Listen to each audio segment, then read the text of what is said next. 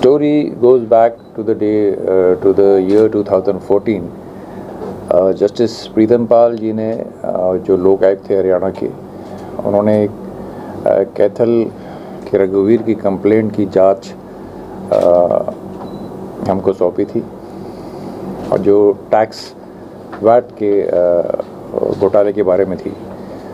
और उसमें एक एसआईटी बनी थी जिसमें 11 पुलिस के ऑफिसर्स थे और 3 टैक्सेशन डिपार्टमेंट के अधिकारी थे। 14 लोगों की एक एसआईटी बनी थी, जिन्होंने बहुत मेहनत करके जब जांच करी तो लगभग उन्होंने जांच अपनी सौंपी थी जनवरी 2015 में लोकायुक्त जस्टिस प्रीतम पाल जी को, और उसमें करीब 10,618 करोड़ रुपए का वैट और टैक्स का घोटाला सामने आया था। तो उसमें से एक हिस्सा सिरसा का जो था वो लगभग 300 करोड़ के घोटाले का था, जिसमें यहाँ से फर्जी फर्मों के फर्जी बिल दिखा के रिफ़ंड का जो व्यवस्था थी उसको मिसयूज़ करके काफ़ी पैसों का गबन हुआ था, जो सरकार का नुकसान हुआ था।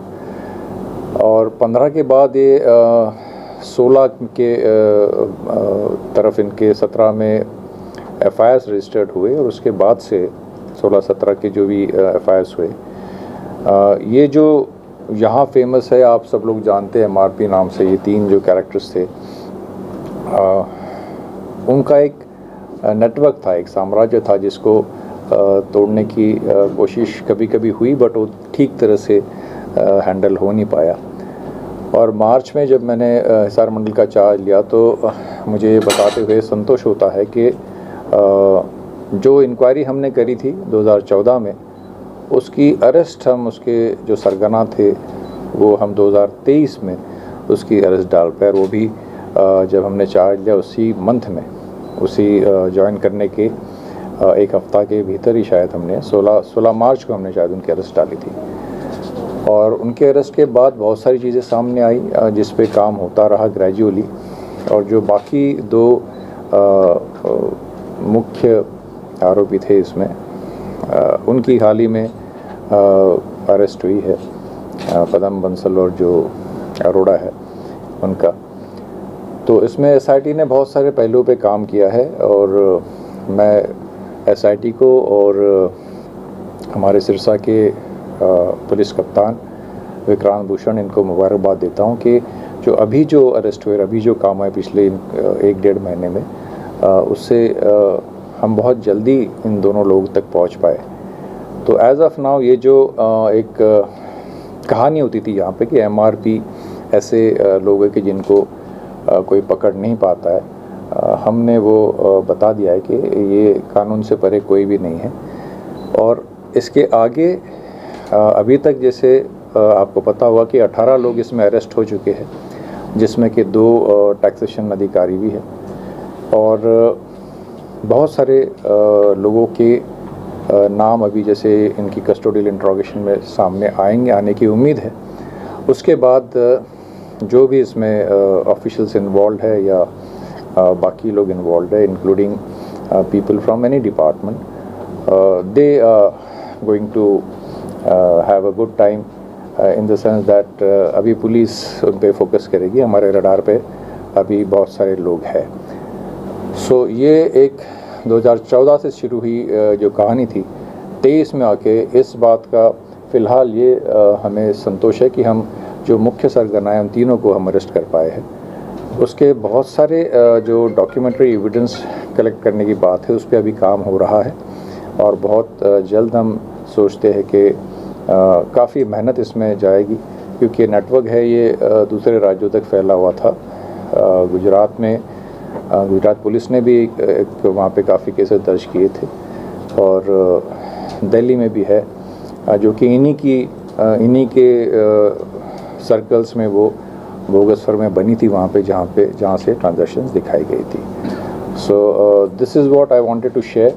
ये सिरसा के लिए एक बड़ी बात इसलिए कि सिरसा का नाम बार बार इस मैटर में आता रहा है, और आने वाले दिनों में इस पे और सख्ती से एसआईटी काम करने वाली है। सर, रिकवरी का क्या स्टेटस रहेगा इसमें? जी, पदम चंद्रवाड़े ने जो इसने जो फ्रॉड कर रखा है, तो हज़ारों करोड़ रुपया बेकार गया, रिकवरी का क्या स्टेटस?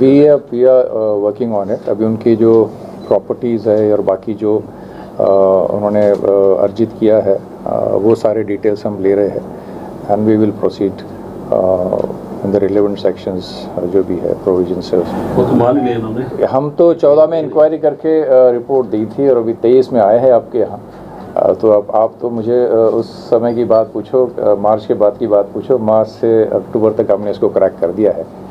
बाकी पीछे क्या रहा है और किस तरह से काम हुआ, इस पर मैं कमेंट करना उचित नहीं समझता। सी अभी कस्टोडियल इंट्रोगेशन चल रही है, बहुत सारी बातें सामने आएगी जो समय आने पे आपसे शेयर करेंगे। और वी एक्सपेक्ट कि इतना बड़ा अगर ये रैकेट हुआ है तो ऑब्वियसली लिंकेजेस हर जगह रहेगी, वो हम स्पेयर किसी को करने वाले नहीं है और वो आपसे शेयर भी करेंगे समय आने पर। इसमें गुजरात में मेरे नॉलेज में है कि गुजरात में इनके लगभग 30-31 मुकदमे हैं गुजरात में, और दिल्ली में भी कुछ मुकदमे हैं। वो अभी रिकॉर्ड पे है, हमारे पास है। पूछा जाएगा जी, इनसे सब पूछा जाएगा, इनसे सब पूछा जाएगा। और इनके पूछताछ के बाद जिनका भी रोल सामने आता है, चाहे वो पुलिस के अधिकारी हो, चाहे टैक्सेशन विभाग के हो या सिविलियंस हो, जो भी हो, उन सब पे कार्रवाई होगी। सर जांच करेगी सर? बिल्कुल करेगी। Will every little information which is coming to the SIT, वो हम उस पर संज्ञान लेके काम कर रहे हैं। इज ऑलरेडी बिन अलग मामले में अरेस्ट है। तो इस मामले में भी हम, जैसा कि मैंने कहा कि not only Ajit, if any other names are coming they will face the due course of law. जो भी होता है सबके लिए, उनके लिए भी है। अगर हम इसको मार्च से अक्टूबर तक का समय अगर आप देखें और जिस तरह के जिस स्पीड से काम हुआ है, मुझे तो नहीं लगता कि और देरी होनी चाहिए इसमें। बट इसका जो फैलाव है वो इतना बड़ा है कि हमको एसआईटी की स्ट्रेंथ बढ़ानी पड़ेगी, क्योंकि बहुत सारे पेपर वर्क है इसमें, बहुत फैला हुआ इसका नेटवर्क है और बहुत सारा पेपर वर्क करना होगा। तो we will have to strengthen the SIT. उसकी कुछ और अधिकारी देने पड़ेंगे और उसको और अच्छी तरह से, ताकि हम काम कर सकें इसमें।